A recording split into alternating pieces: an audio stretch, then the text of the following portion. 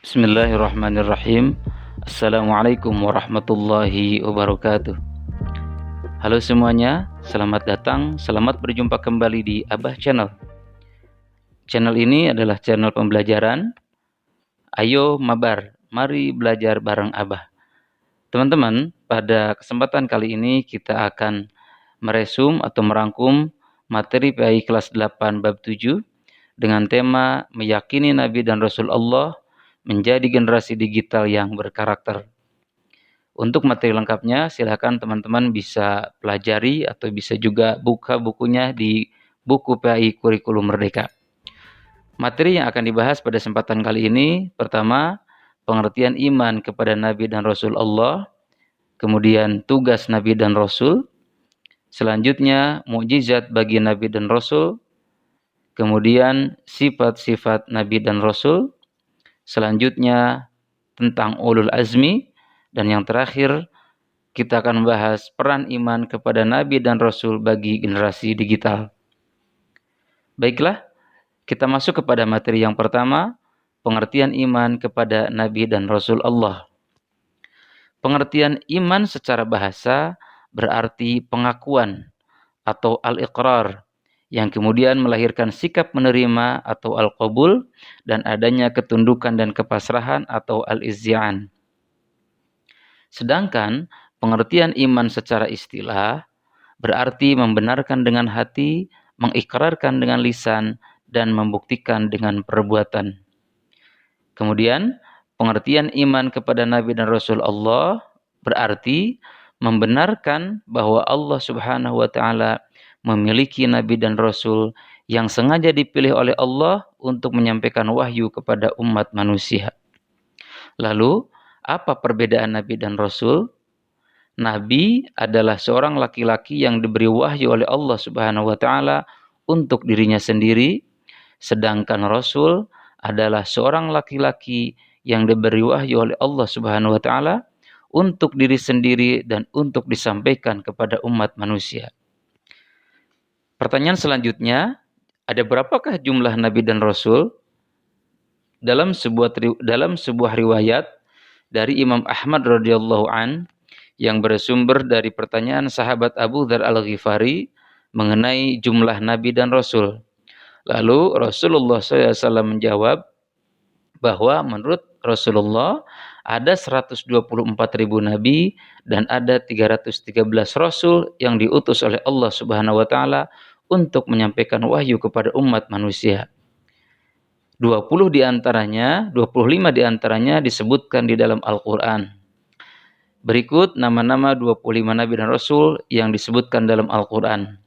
Dari mulai Nabi Adam, Nabi Idris, Nabi Nuh, Nabi Hud, Nabi Saleh, Nabi Ibrahim, Nabi Ismail, Nabi Ishaq, Nabi Lut, Nabi Ya'qub, Nabi Yusuf, Nabi Shu'aib, Nabi Ayyub, Nabi Dzulkifli, Nabi Musa, Nabi Harun, Nabi Daud, Nabi Sulaiman, Nabi Ilyas, Nabi Ilyasa, Nabi Yunus, Nabi Zakaria, Nabi Yahya, Nabi Isa, dan terakhir Nabi Muhammad sallallahu alaihi wasallam. Materi selanjutnya mengenai tugas Nabi dan Rasul. Tugas Nabi dan Rasul dijelaskan oleh Allah Subhanahu wa Ta'ala dalam Al-Quran, khususnya pada surah Al-Ahzab ayat 45 sampai 46. A'udzu billahi minasyaitonir rajim. Bismillahirrahmanirrahim. Ya ayyuhan nabiyyu inna arsalnaka syahidan wa mubasysyiran wa nadhira wa da'iyan ilallahi biiznihi wa sirajan munira.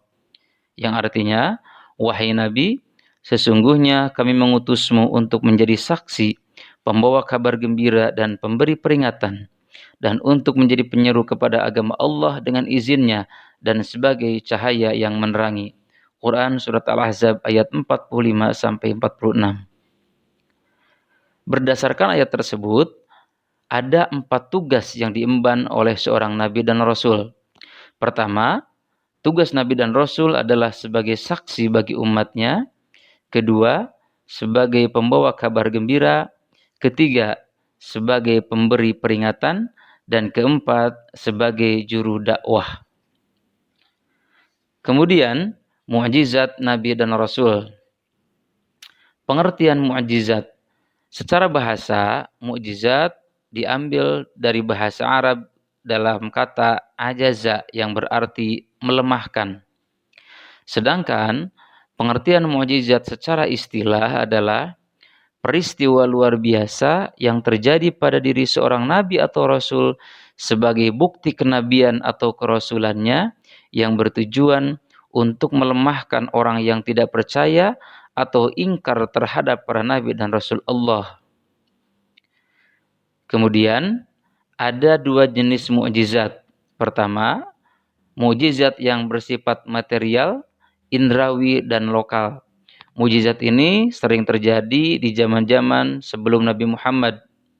Misalnya saja ketika terbelahnya lautan pada zaman Nabi Musa, atau ketika peristiwa dibakarnya Nabiullah Ibrahim alaihissalam. Kemudian mukjizat yang kedua adalah mukjizat yang non materi, logis, dan dapat dibuktikan sepanjang masa. Mukjizat ini hanya dimiliki oleh Nabi Muhammad SAW, yaitu Al-Quran yang kita baca sampai saat ini. Sifat-sifat Nabi dan Rasul. Sifat Nabi dan Rasul secara umum terbagi menjadi tiga. Pertama, sifat wajib. Kedua, sifat mustahil. Ketiga, sifat jaiz. Sifat wajib artinya sifat-sifat yang pasti ada dan melekat pada diri Rasulullah. Sedangkan sifat mustahil adalah sifat yang tidak mungkin melekat atau ada pada diri Rasulullah. Kemudian ada sifat jaiz, yaitu sifat yang boleh ada ataupun tidak ada pada diri Rasul. Pertama, sifat wajib. Sifat wajib pada Rasul-Rasul Allah ada 4. Yang pertama, siddiq, artinya benar. Kedua, sifat amanah, artinya terpercaya. Ketiga, tabligh, artinya menyampaikan. Dan keempat, fatonah, artinya cerdas. Selanjutnya, sifat mustahil. Yang pertama, kizib, artinya dusta. Kedua, khianat, artinya tidak dapat dipercaya. Ketiga, kitman, artinya menyembunyikan. Dan keempat, baladah, artinya bodoh. Kemudian ada sifat jaiz. Sifat jaiz bagi Nabi dan Rasul adalah sifat yang mungkin ada pada Nabi dan Rasul, yaitu berupa perilaku maupun watak manusia pada umumnya yang ada pada diri Nabi dan Rasul, seperti halnya sakit, lelah, adanya rasa lapar, makan, minum, mengantuk, tidur, menikah, dan lain sebagainya. Kemudian, dari adanya sifat jaiz ini, kemudian memunculkan hikmah. Pertama, melipatkan pahala atas keimanan dan amal soleh bagi para nabi dan rasul. Kedua, memberi pelajaran kepada umatnya agar mengetahui boleh atau tidak boleh dilakukannya suatu perbuatan. Ketiga, memberikan keteladanan tentang masalah keduniaan, seperti bekerja, berkeluarga, dan lain sebagainya. Ulul azmi. Di antara 25 nabi dan rasul, ada pula rasul-rasul yang termasuk rasul ulul azmi. Pengertian ulul azmi berarti rasul-rasul yang memiliki keteguhan hati dalam menghadapi setiap kesulitan dalam menyampaikan tuntunan Allah kepada umatnya. Mereka memiliki kesabaran, ketabahan, dan keteguhan sikap dalam berusaha mencapai tujuan yang telah ditetapkan. Ada 5 Rasul ulul azmi. Yang pertama, Nabi Nuh alaihi salam. Yang kedua, Nabi Ibrahim alaihi salam. Ketiga, Nabi Musa alaihi salam. Keempat, Nabi Isa alaihi salam. Dan yang kelima, Nabi Muhammad sallallahu alaihi wasallam. Materi selanjutnya, peran iman kepada Nabi dan Rasul bagi generasi digital.